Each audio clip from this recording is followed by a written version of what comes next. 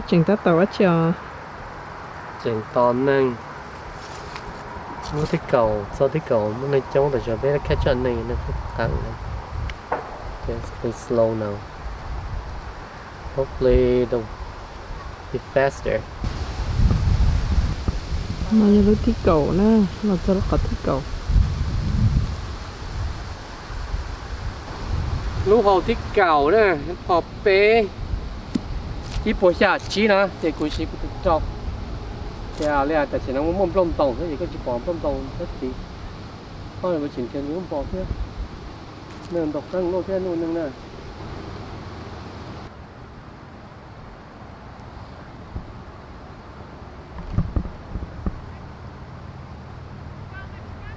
kayaknya putih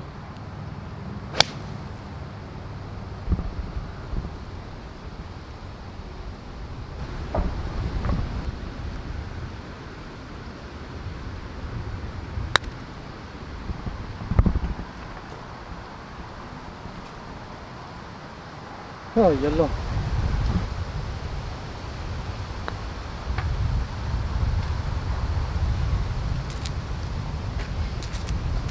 đó chị tàu phò xe à cái này tàu phò xe mà tao cây là như lúc họ cậu ý hả là như lúc họ cậu ý nè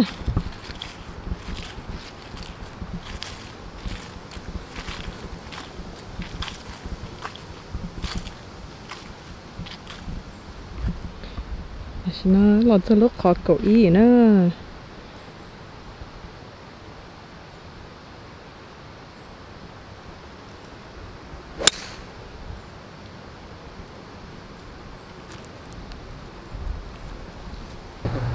tại sao nó ứng đầu là cho con này nó nữa giờ cho đi đâu chỗ xa giờ đi mà cho đi từ pen bút tí nữa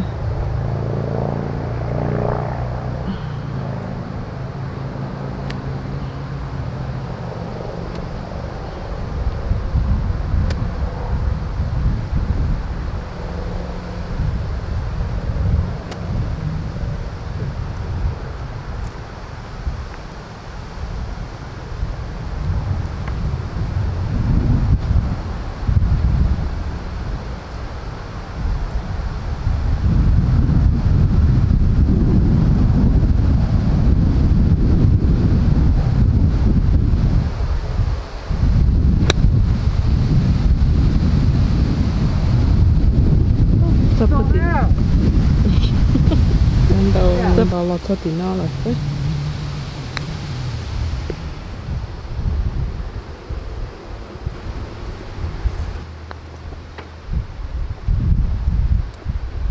lại phò xe lại tây xe cái này giờ luôn birdie lúc tư lấy em birdie cái nó có little bit dull right cái chuyển tàu to shallow mình chỉ cái tên mua khó sao mà tàu bé đó rồi để mình cho đồng như được thải nữa nè okay so nó I think for 400 yards too also there I think paper cho cái chỗ đúng không so like I windy để cho driver kind of windy now I can use my wood okay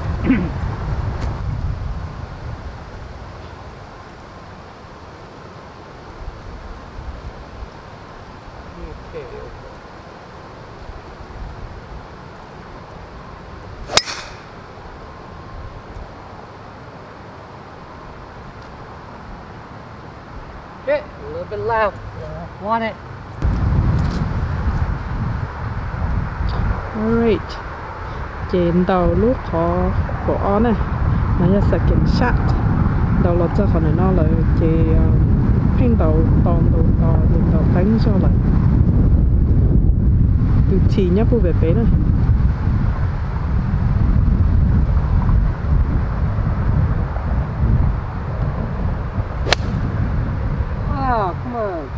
tàu cho ăn tàu cho lại chỉ nên tàu lọt trong bên này nó nữa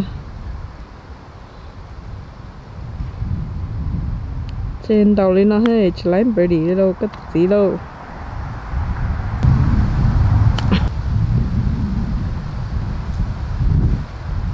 Lo gì lá chiều. Nó lo cho nó bột.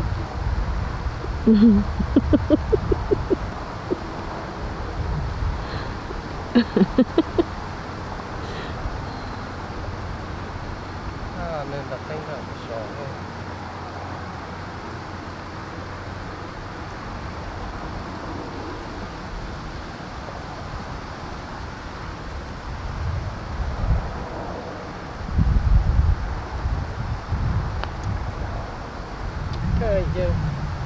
Cái bể cú nè. Cú không được. Đầu đi cho là chín cả đấy.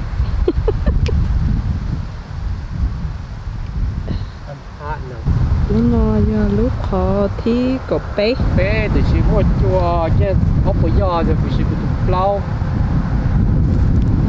plow hybrid nữa. có từ nó có kìm bảo ly cha á. Tụi nói ốp một tẩy luôn không? Cái tụi bà nó ốp một tẩy, ốp cái chuột nữa. Chỉ một kiểu luôn mà vô cho là mình tàu luôn em bòn này thế này.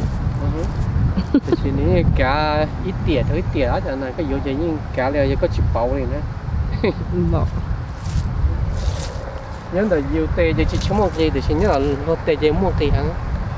Cú yêu sao tụi bà nó brand new ốp bò tẩy thế thì chỉ cú yêu tụi bà nó ít bò thì nó tao nó giờ ít bò tẩy ha.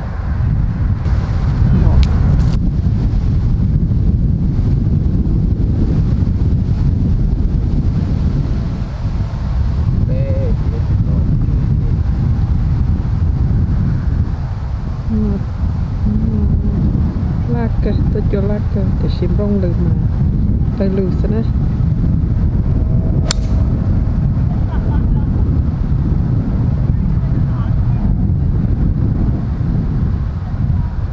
Rồi vô cho sụt trong.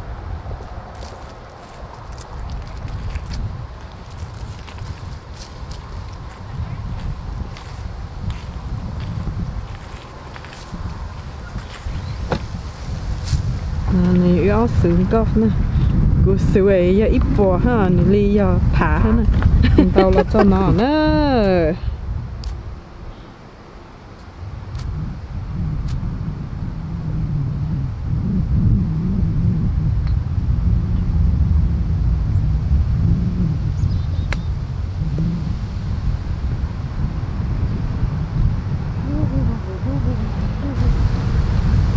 Đâu cái trong đó con đồng ga gì lá chiều. Làm bơm ra hồ.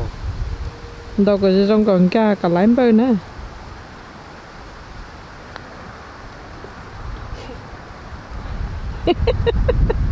Tấm bơ luôn. Nị tiền nị tấm bơ chỉ nị ô cái trong mà. Cá ô đồ ha. Cho nó bột tàu. Nó yêu ó sướng có với cho tôn tàu thôi nó nữa. Cú sưu yêu dụ tỏi lu sporting goods ya li ít bò dụ ra mình nhỏ bên đầu xí sao mà người sưu mà cho thả bây giờ gì ít thả tở bây giờ thả mình kia cuốn tàu á cuốn tàu đi chả tàu chê có chị you know like up and down ha có không? Chỉ một up, chỉ một down thế này thì chỉ một swing thế này. Lọ. So keep your head on the ball. Kênh tàu thì nó thiệt con tàu nữa. Like this.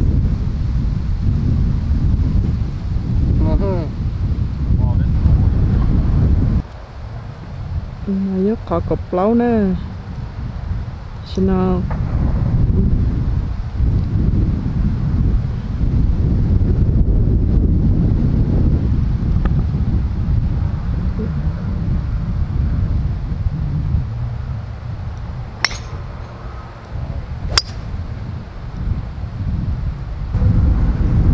Tàu lắm bò lọt cho nó còn nó mà mông blong tè rồi mông blong hay một khống tàu chẳng lọt bóng cho lại chắn tông nó hết mông blong chỉ sáng blong cho lên tàu lái bò nữa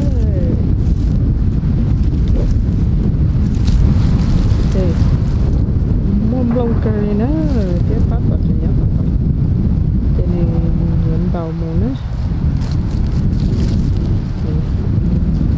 tao là xin tao chỉ tao là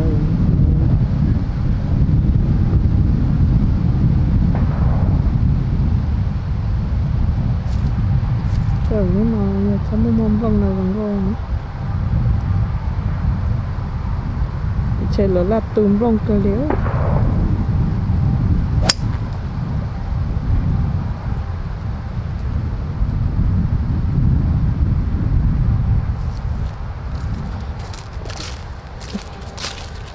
cái bề xã ấy tụi nên tu golf course tao lúc chơi tại nó cái tôi có dùng cổ lý trả tiếp tôi chấm vòng nó ta được bây giờ đừng có dùng nó là tôi có cùng green ta just the green là tôi tung ra qua để chỉ tu tên nó nó ấy tên này tôi tư vòng mặt bảo ta được là mới chưa ta ha nó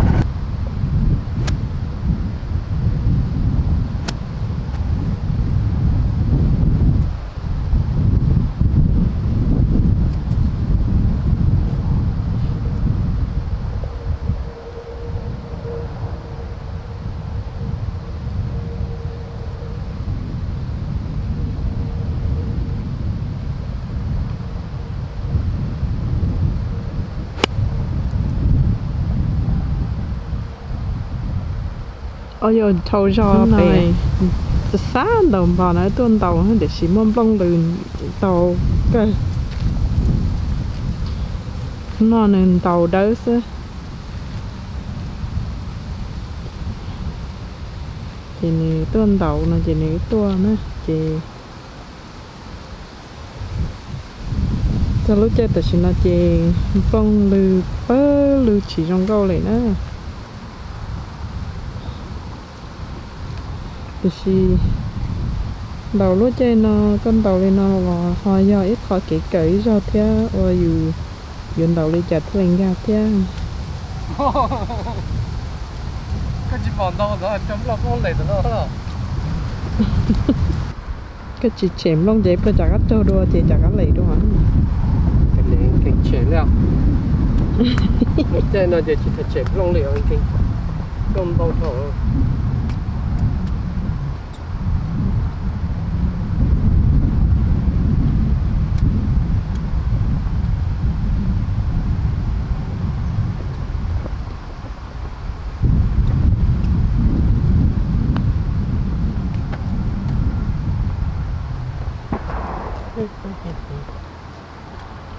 cái to chứ nè không khó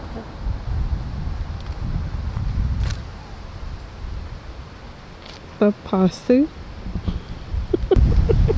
là cho lúc thọ của chi trên đầu đâu có giá của cái non họ đó thì trong đó là no, this is the number one handicap. For plow, there's like 100, 400. Plow một tờ, tao plow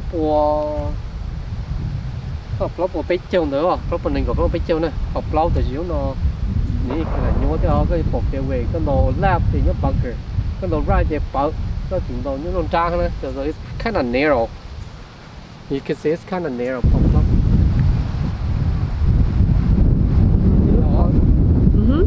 thọ của chi nữa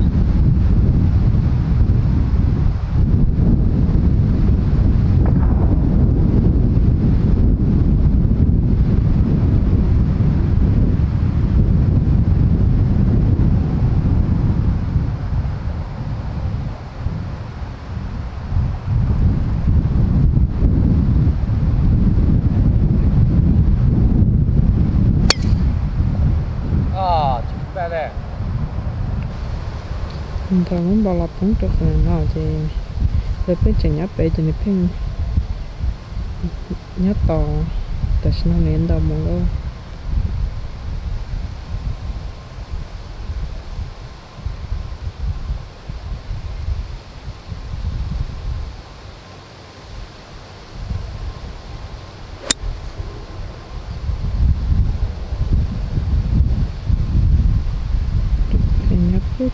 chỉnh trên thiếm bò nữa thía bò nhá bút tổn nó bóng đo chấm bông lư cho tổn nó rồi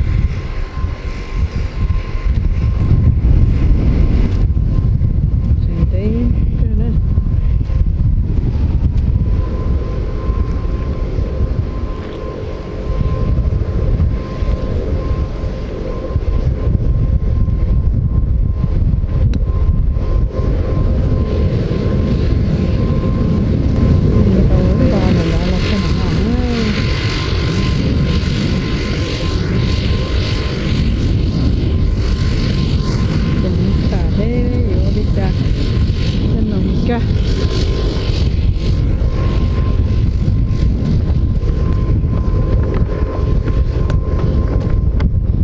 Right edge.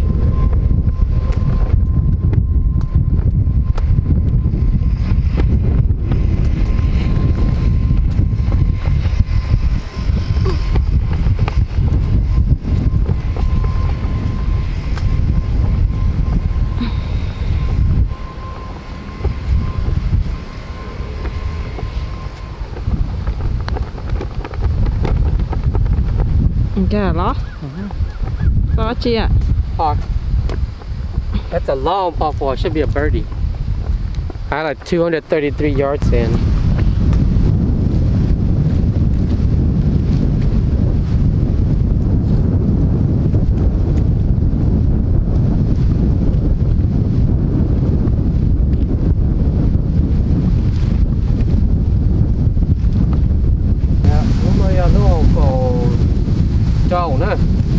It's a par 3, about 180 yards.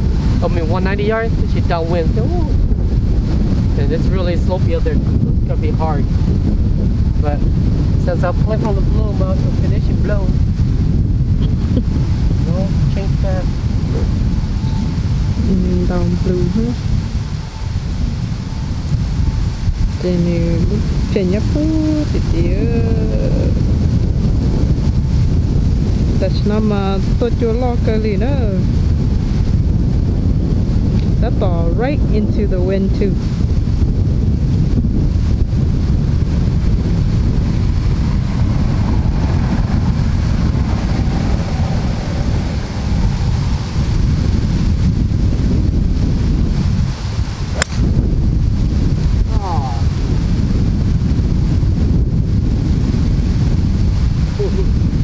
Just made it.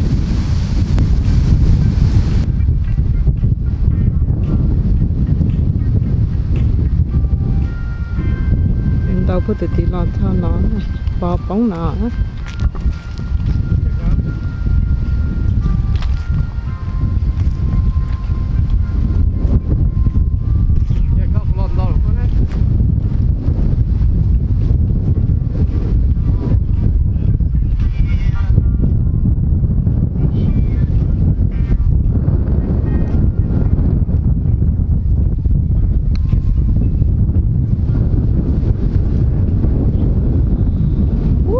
Chúa con dễ cho chúa tất cả lắm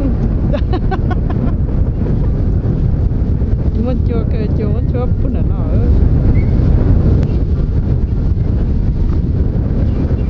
bún non nhúa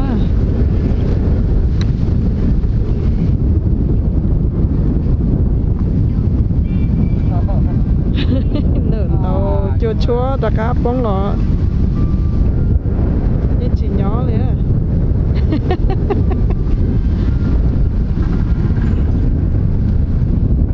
That's not your shit rồi chắc chắn trong kia kể nhá sâu á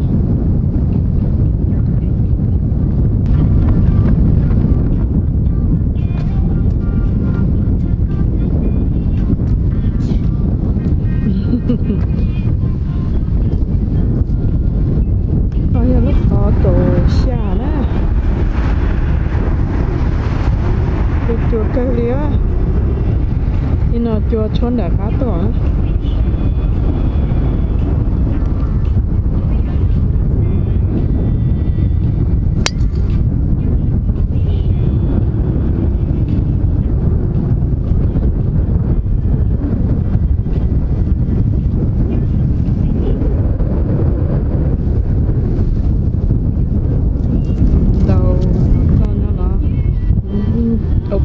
mà ai cũng lần đầu lấy lời trong có ổn hello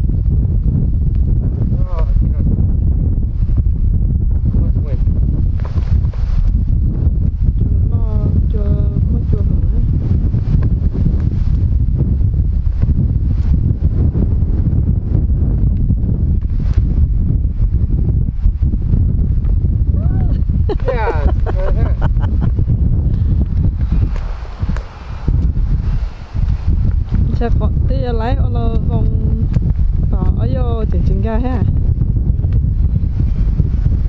Chỉ lái mà kia. Chỉ lo. Hey, lúc cầu gì rồi đó, lúc là part chi đó, last hole to get par birdie. I need one more to go, right? Dạ. Nó có tới lúc This is a doable, it's a par 5. Có một good shot vậy á, good chance.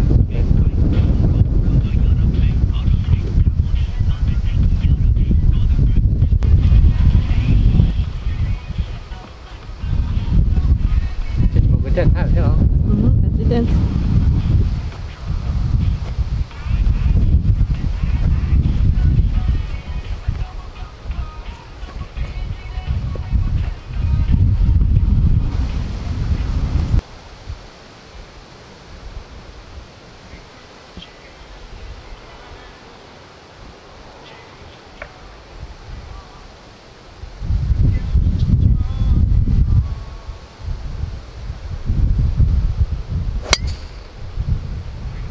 Tao lọt cho nó.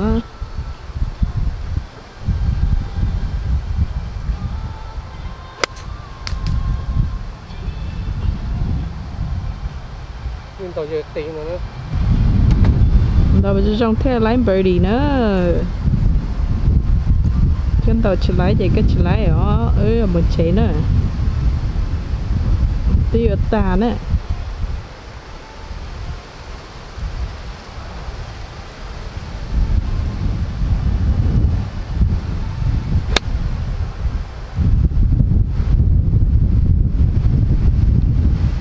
Nhớ kia sầu green sầu á.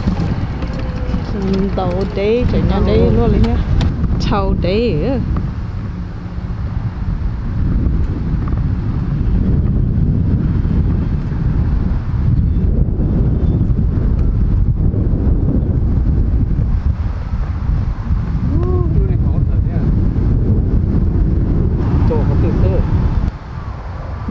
Vô ở cái nỉ.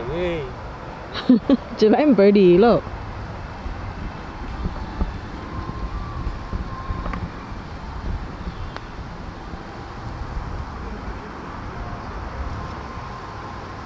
Ayo. Xa à?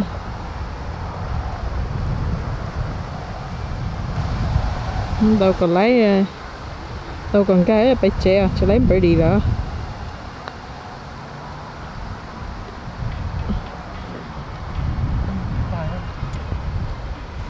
Một chè không? Một chút tổ